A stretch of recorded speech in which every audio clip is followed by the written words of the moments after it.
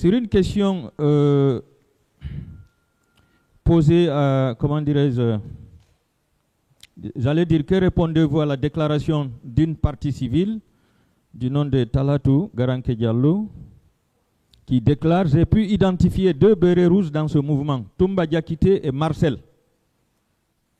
Et plus loin, il déclare: je précise que Toumba était en compagnie de Marcel avec d'autres bérets rouges au moment des faits. Quelle est votre réponse? Ça, c'est une confusion. Je tire. Je suis de l'autre côté. Je suis de là. Je suis avec Toumba. Toumba dit que j'étais avec, c'est moi qui ai fait ça, c'est moi qui ai fait. Et je suis avec lui encore. Ça, c'est une allégation. Ça, c'est pas Toumba qui l'a dit, c'est une partie civile. Oui, c'est ce que je dis. Tu ne peux pas être là, après tu es là encore, tu es là, tu es là, tu es là, tu es là. Tout ça, Marcel. Bon sang. Selon le rapport de la commission d'enquête internationale, page 25.113, une victime a rapporté avoir été amenée directement au camp Alpha Yaya Diallo avec une vingtaine de femmes et d'hommes. Elle a été séquestrée pendant 3 jours au 3e étage d'un bâtiment militaire et a été violée par plusieurs hommes, dont un qu'elle a identifié comme s'appelant Marcel, qui de surcroît l'ont photographié et filmé. Quelle est votre réaction? 3e étage. Oui, dans un bâtiment militaire au camp Alpha là-bas, au 3e étage. Nous, on n'habitait même pas à une maison qui fait 3 étages. À forte raison, violer une femme ou frapper une femme. Non. Marcel, vous êtes marié, non? Marié, père de 4 enfants. Voilà. Ce n'est pas dans votre domicile conjugal que vous pouvez amener une femme. C'est ailleurs, dans un autre bâtiment. Le bâtiment où... Est-ce que vous reconnaissez ça? Non. D'accord. Selon le colonel Pivi, dans son procès verbal d'interrogatoire devant la gendarmerie du 30 avril 2011, une semaine après le carnage du 28 septembre 2009, il serait venu au soir, aux environs de 20 h, voir le président Moussa Dadis Camara, qui était avec le général Kolka et le commandant Manju Djoubate, à qui il a exprimé son désir d'arrêter Toumba et ses complices pour leur implication dans la tragédie du 28 septembre, entre autres, lieutenant Marcel. Pivi aussi vous accuse. Il a demandé autorisation au capitaine Moussa Dadis Camara de vous mettre aux arrêts. Quelle est votre réaction? C'est ma première nouvelle. Je n'ai jamais été intimidé ou entendu qu'il faut arrêter Marcel. Plus loin, il ajoute, au dire des gens, Toumba était avec son équipe au stade du 28 septembre, y compris son adjoint. Et je confirme que j'ai bel et bien vu son adjoint, lieutenant Marcel Guilavogui, le lendemain bien portant. Quelle est votre réaction? Je n'ai pas été au stade. Vous n'avez pas été au stade. Mais le lendemain, vous étiez bien portant. Vous êtes d'accord? Je ne me souviens plus de cette date. Que si j'étais bien portant, je n'étais pas sorti. Je poursuis sur une question posée par ma consoeur en ce qui concerne les déclarations de feu Jean-Marie Doré, paix à son âme. Il déclarait: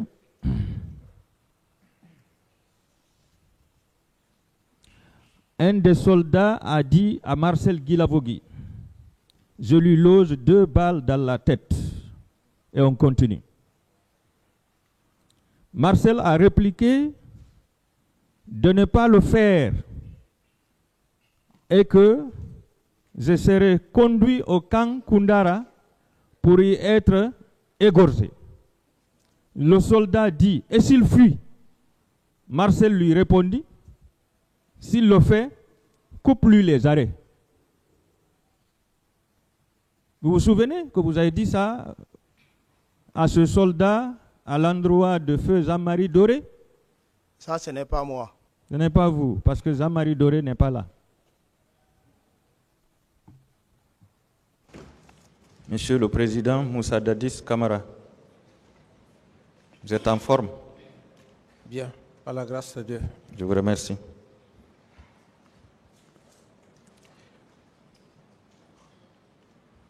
Je vous pose une question par rapport au massacre du 28 septembre.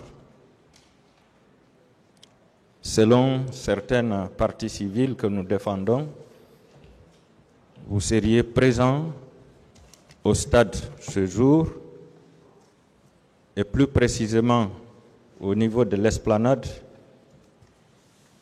dans un véhicule banalisé en train de suivre les mouvements. Est-ce que vous le confirmez? C'est pas vrai. C'est pas vrai. Selon des renseignements recueillis par la commission d'enquête internationale que vous aviez demandé, vous auriez donné ordre de tuer tout le monde. Est-ce que vous le confirmez? C'est pas vrai. C'est pas vrai. Je vais vous lire la page 47, le point 220 du rapport de la commission d'enquête internationale. La commission déclare: la commission a reçu de nombreux témoignages indiquant que les auteurs de violences exécutaient des ordres lorsqu'ils se trouvaient au stade. Une victime a rapporté qu'un béret rouge lui avait demandé: pourquoi vous êtes venu au stade? Maintenant, je ne peux rien faire pour vous aider. Tandis qu'une autre qui suppliait un militaire de ne pas la tuer lorsqu'elle a été découverte dans sa cachette au stade vers 15 heures, a rapporté qu'il avait répondu: bâtarde, c'est moi qui t'ai appelé. Dadis nous a dit de vous tuer tous. Qu'est-ce que vous répondez par rapport à ce renseignement recueilli par la commission d'enquête internationale dont vous étiez demandeur? Ce sont des faux renseignements. Vous-même, vous vous rendez compte, vous êtes un avocat. Ce sont des hypothèses. Moi, je ne suis pas là pour affirmer des faits qui sont purement et simplement gratuits. Je suis là pour des preuves. C'est pour cette raison, toute affirmation ou toute question tendant vers la diversion ou des hypothèses, je ne suis pas dans cet esprit. Si cette commission, comme vous venez de lire, cette commission dit, ça ce sont des personnes qui ont parlé. Mais cette commission n'a aucun élément de preuve. C'est là où nous sommes. On n'est pas là pour un débat houleux. Nous sommes là pour des preuves. Moi, ce sont des preuves. Je veux que... Est-ce que ces déclarations sont exactes? Ces déclarations sont... Exactes, du moins. Ces déclarations sont fausses, nulles et non avenues. D'autres questions? D'accord. Mon président, nous ne sommes pas à la phase des preuves. Monsieur le Président, le colonel Tcheboro Camara disait qu'il ne recevait d'ordre que de vous et du Premier ministre. Est-ce que vous le confirmez? Par rapport aux événements du 28, Oui. par rapport aux événements du 28 ou bien par rapport à quoi? Oui, par rapport aux événements du 28. Non, le colonel Tcheboro n'a jamais dit qu'il a reçu des instructions de moi. D'accord. Je vais vous lire toujours la page 47, point 218. Selon la commission, le commandant Tcheboro a informé la commission qu'il était avec le président la nuit du 27 au 28 quand Sidia Touré a été appelé. Bien que le président ait déclaré à la commission que le commandant Tcheboro prend ses dispositions. Ce dernier a expliqué à la commission qu'il faut suivre la hiérarchie et que ses seuls supérieurs sont le Premier ministre et le Président de la République.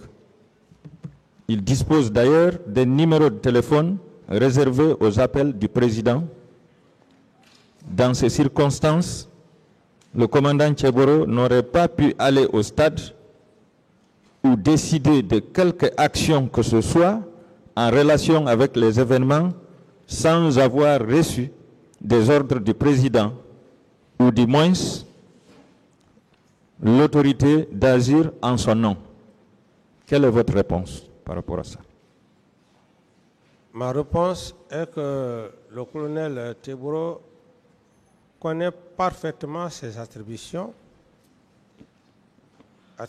par rapport au maintien d'ordre et d'autres services spécifiques.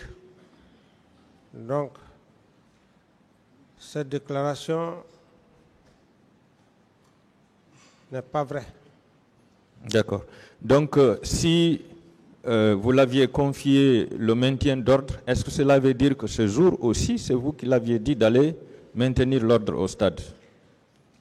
Ce n'est pas moi qui ai confié le maintien d'ordre au colonel, c'est un officier de police judiciaire.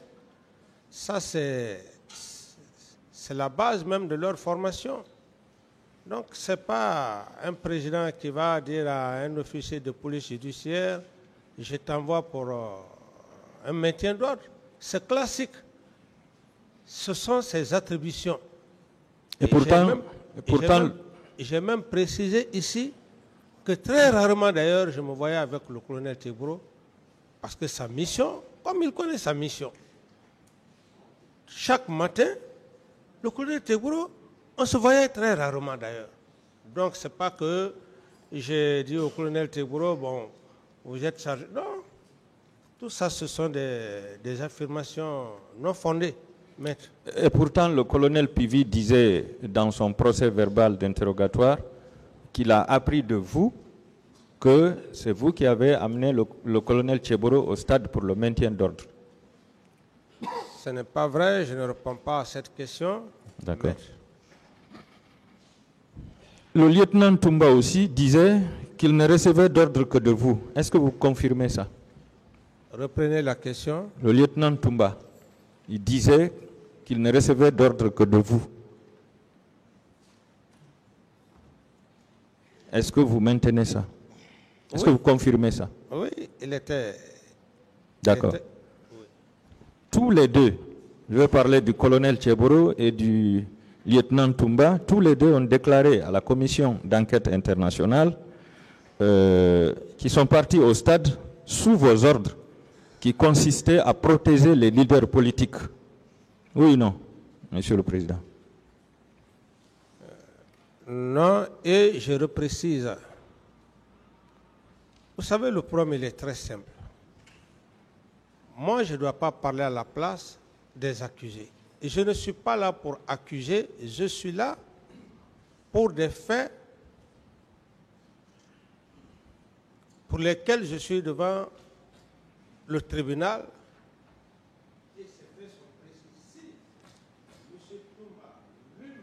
Votre micro n'est pas allumé. Ah oui, allumez-le, appuyez sur le bouton en bas. Oui, c'était... C'est le micro qui n'était pas allumé, maître. C'est allumé maintenant, s'il vous plaît. Continuez, monsieur Camara. Je disais, maître, je disais que je ne suis pas là pour accuser des gens. Je suis là pour que le tribunal sache qu'est-ce que j'ai fait en matière de complicité et autres. C'est ce qui est le plus important. Mais cette question, je veux encore repréciser. Vous avez éteint aussi. Voilà. Non, c'est lui qui Est-ce que le micro fonctionne bien ou bien c'est vous qui l'éteignez? Vérifiez le micro, s'il vous plaît. Maître, s'il vous plaît, arrêtez.